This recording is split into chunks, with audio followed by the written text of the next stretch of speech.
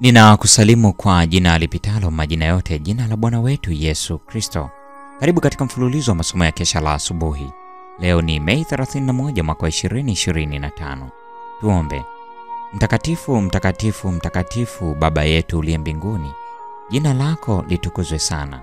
Leo tunakushukuru kwa kutupa nafasi ya pekee kufika mwisho wa mwezi Mei mwaka 2025. Somo hili siku ya leo likabadilishe maisha yetu na udumu kutuongoza sasa na hata milele katika jina la Yesu. Amina.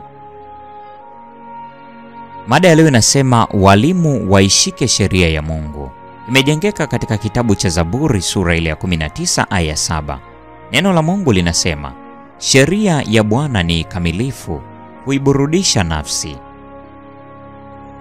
Popote pale Ezra alipofanya kazi, kulitokea uamsho katika kujifunza maandiko matakatifu. Walimu waliteuliwa kufundisha watu. Sheria ya Bwana iliinuliwa na kuheshimiwa. Vitabu vya unabii vilipekuliwa na kurasa zilizosema juu ya ujio wa Masihi zilileta tumaini na faraja kwa wengi wenye huzuni na mioyo iliyochoka. Zaidi ya miaka 2000 imepita tangu Ezra alikuwa ameuelekeza moyo wake kuitafuta sheria ya Bwana na kuitenda. Ezra sura ya 7 aya 10. Lakini kuchelewa kwa wakati hakujapunguza mvuto wa kielelezo chake cha uchaji Mungu. Kwa karne nyingi kumbukumbu ya maisha yake ya kujiweka wakfu yamewatia moyo wengi kwa azimio la kutafuta sheria ya Bwana na kuitenda. Shauku ya Ezra ilikuwa ya juu na takatifu. Katika yote aliyoyafanya, alisukumwa na upendo mkubwa kwa roho za watu. Huruma na upendo vilidhihirika kwa wale waliotenda dhambi, ama kwa makusudi au kwa kutojua. Inapaswa kuwa somo halisi kwa wote wanaotaka kuleta matengenezo. Watumishi wa Mungu wanapaswa kuwa imara kama mwamba ambao kwa huo kanuni bora zinahusishwa, na bado pamoja na hayo wanapaswa kudhihirisha huruma na ustahimilivu. Kama Ezra, wanapaswa kuwafundisha wakosaji njia ya maisha kwa kushauri juu ya kanuni ambazo ndizo msingi wa kutenda haki. Katika kizazi hiki cha ulimwengu, Shetani akitafuta kupitia mawakala mbalimbali kupofusha macho ya wanaume na wanawake dhidi ya madai yao kwa sheria ya Mungu.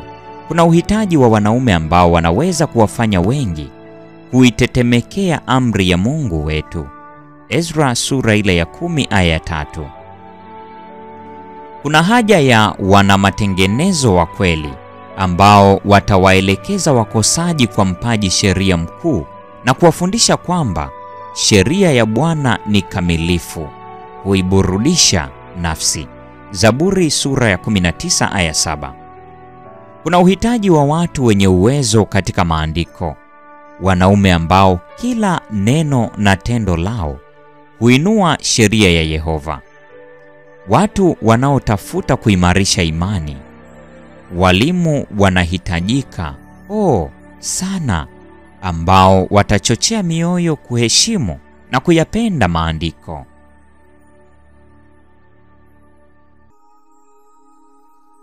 Uovu ulioenea sana leo unaweza kwa kiasi kikubwa kuhusishwa na kushindwa kusoma na kutii maandiko. Kwa maana neno la Mungu linapowekwa kando, nguvu zake za kuzuia tamaa mbaya ya moyo wa asili hukataliwa.